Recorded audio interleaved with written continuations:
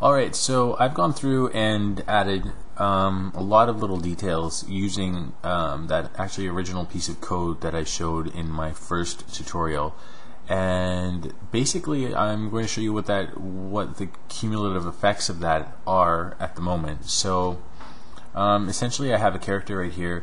As you can see, it's pretty subtle, a lot of what's going on, but he's breathing in and he's breathing out, and his hands are moving a little bit. His face is actually also rigged with a number of null objects that are allowing him to look like he's breathing.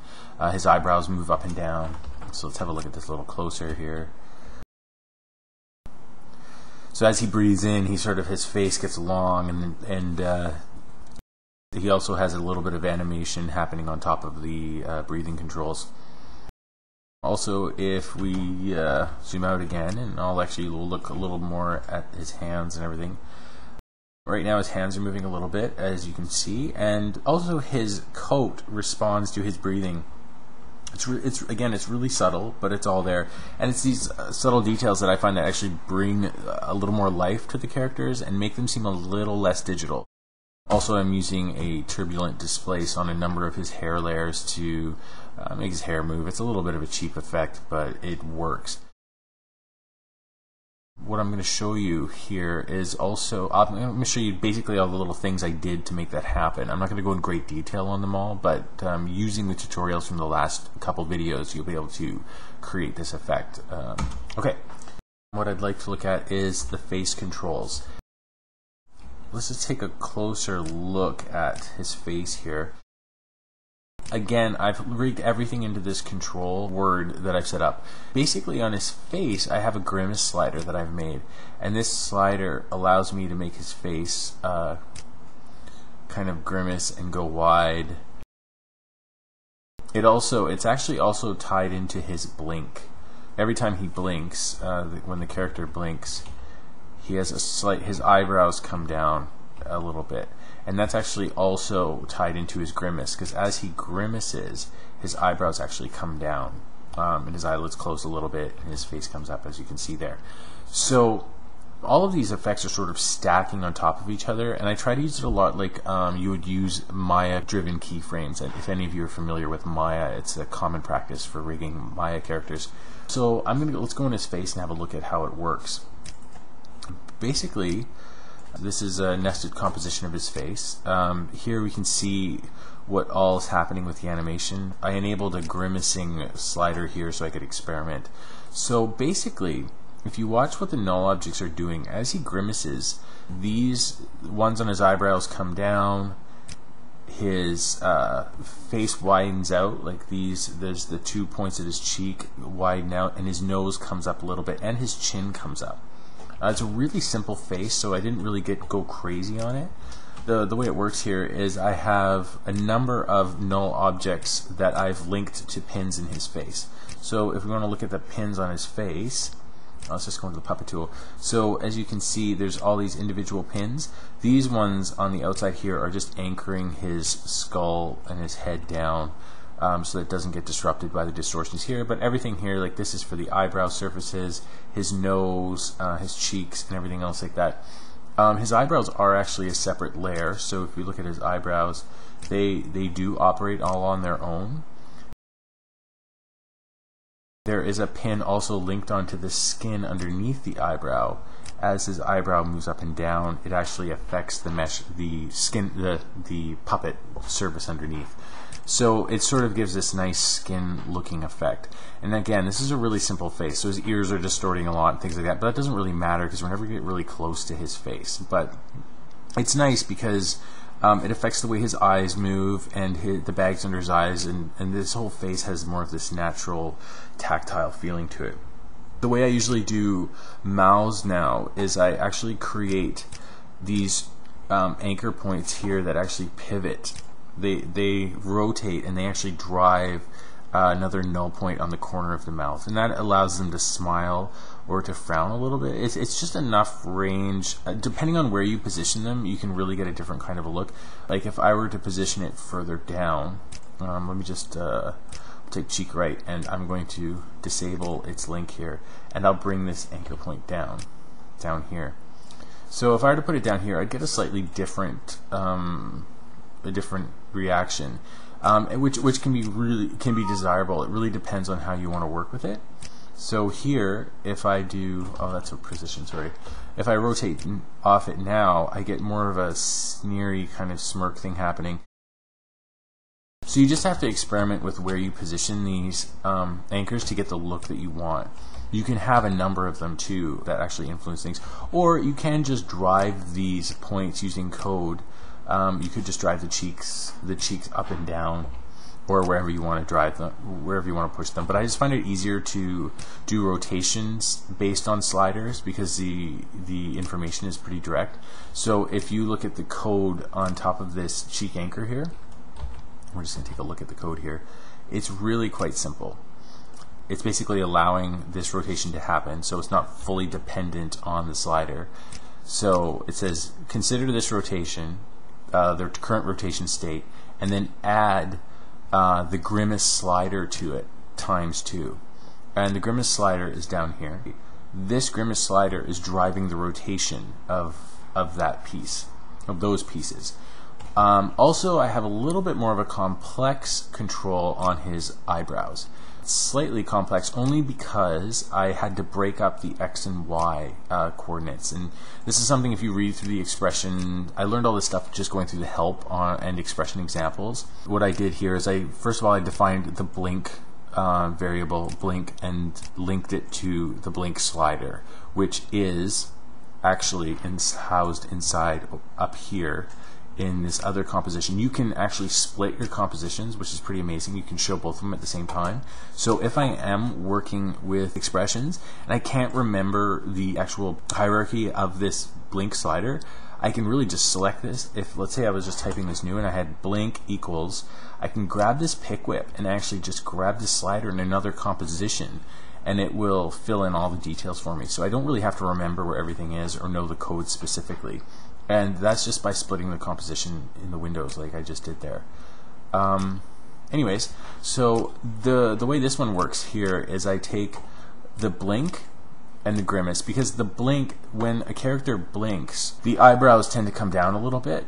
I like to add the eyebrows coming down a little bit anyway, even if they don't, because it just helps. It helps sell the blink a little better. So as you see here, the eyebrows are coming down a little bit. So what I've done is I've taken position X, it doesn't really do anything. But position Y, basically I'm taking the transform position Y and then I'm adding the blink slider to it ×2 to make it stronger, and I'm adding the grimace to it, and then I just have to restate position X and Y. So these go up and down, up and down. This happens on a number of different parts of the character's face. On the nose it is the same thing. I have again a similar thing, break up X and Y. The other thing I have with the face is the pupils. The pupils are actually driven by, I just use this sign here to drive the pupils. It's a really simple eye setup. Usually I sometimes do things where you can make the eyes go cross-eyed, or depending on how far away they're looking, the movement of their eyes has less and less effect. For this particular puppet, because we're not getting super close to him, I'm just allowing the controls to be fairly minute, because I really just want the eyes to have a little bit of life and a little bit of looking, but nothing too crazy. So basically with the pupil, I'm going to go down here, the pupil has this bunch of code. It looks fairly complicated, but it's not.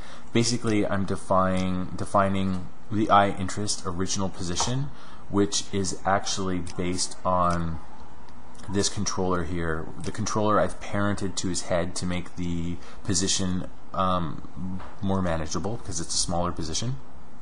And basically the original position was 500 and 0. Okay, so I put in the code the eye interest original position is 500 and 0. The eye interest, that's actually the actual position of the word here. That just comes back and tells the variable what the actual position currently is. And then what I do is I have eye interest position, or that would be eye interest position difference, like the difference between where it was and where it is. So I just subtract these two variables to get a 0 number, and then I can just add that onto X and Y. I don't know if that's super clear, but essentially what that allows me to do is move this controller around and the eyes will follow it. I also go in and divide that variable. I multiply it by 0.05 to make the influence of it a lot less. If it wasn't multiplied by 0.05 at the end here, let's say I didn't, I just put it to 1, what you would see is, oh shoot, I messed it up. Let's just take that right out. Okay. So what you would see is that the eye reacts really dramatically, and it becomes extremely hard to control because it just moves so drastically. So what I do, multiplying it by 0.05, just makes it a little bit easier to manage. So times 0.05, it makes the influence less. Times 0.05. All right, so that's how the face works. Everything after that is essentially, yeah, I'm just driving the sliders based on the controls. So yeah, that's essentially it. And so right now I've just animated these basic sliders. So all of this stuff will take care of itself automatically, which frees me up to animate his actual body. If you look at this, there's tons and tons and tons of layers. But most of these I don't even need to actually look at. The only ones I really want to control are, you know, maybe his shoulders and the position of his torso. So right now I might want to animate that, you know, to make him lean. I may want to animate his hips a little bit just to make him shift his weight, which I'll probably be doing. So if we look at this, I may want to reposition his hips. Okay. So I can position his hips, and I'll probably do that, but what it really comes down to is all his breathing and all these things that add the nuances of life to him. I don't have to animate manually. I essentially can let them take care of themselves up with the controls here. And essentially to do all that stuff, it's a lot of work to get it to that place, but really I'm only dealing with a few little controls to make it happen. And then all of this stuff stacks on top of the animation that I might do with his body. So let's say if I go down and I just want to move his hip, I can keyframe his hip. And let's say I just want him to shift his balance a little bit. So move down a little bit here, give him a 10 frame shift here, and then just, you know, just something simple, and then he'll come back just a touch, a little bit of a there. And then on his torso mid, I want it to compensate for his movement, of course. So let's go here. So there he stays the same, so we're not going to do anything there. I'll keyframe anyway. And then here he moves over. So by moving over, he's going to rotate his body ever so slightly. I'm just going to press the plus button, and if I press plus, it automatically rotates that. And then when he comes back, he's going to come back just a little bit. So we're at 1.5. I'm going to put it to 1. Okay. Oh. Let's go to 0.5. Okay, cool. And so I'll key that, and then I'm just going to make that 1 frame offset. And then let's turn this out. I'm going to put it down to quarter so it renders a little bit faster. So now I animated all that stuff, and still the breathing will take care of itself, and it will stack on top of his movements. And if I want to change anything about the pace of his breathing or anything like that, I don't have to reanimate everything else. I can literally just change his breathing rate, and that will, all the animation will change with it. So there, see, he just continues to breathe. He moves, he continues to breathe. If I want to speed up his breathing, I can do that, and everything, like I said, everything just will accommodate to go with it. So if I change any of these variables, if you just watch this slider, as I move it, look at all the things that are happening. His face is changing as he takes a big breath in, and his arms are moving.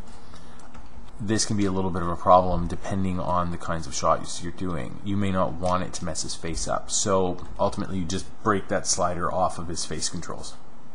It's really not that big of a deal. Right now I have the grimace. If we look at the code for that, I have the effect grimace slider minus the breathing. Okay, so the breathing is affecting his face, but that would be just easy to turn off. If I just turn that off, his face is no longer affected by the breathing. So let's pull the breathing. See, it's completely untouched, so I can animate the face more independently. The nice thing is, though, is because this is linked to his breathing, if you're breathing heavily, no matter what your face is doing, you still have to suck in air, and your face is going to respond to that. So you do get this really subtle, layered movements happening. It just depends on what kind of production you're working on. Awesome. All right.